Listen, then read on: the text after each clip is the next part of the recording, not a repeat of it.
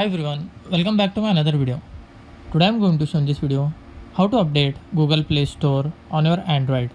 So before going to start the video, if you're not subscribed my channel, please subscribe. So let's start the video. Guys, if you want to update your Google Play Store like other Android applications, then I will show you how to update. First of all, you need to open your Play Store.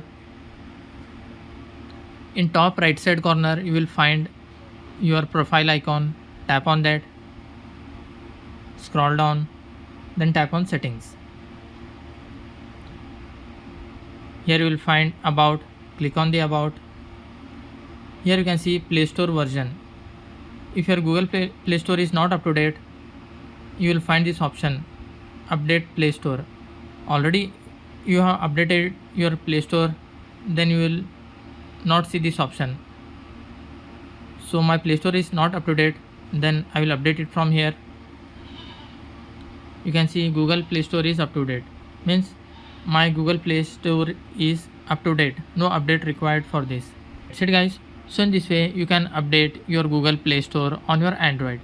Thanks for watching. Hope if you like this video, please like, share and don't forget to subscribe.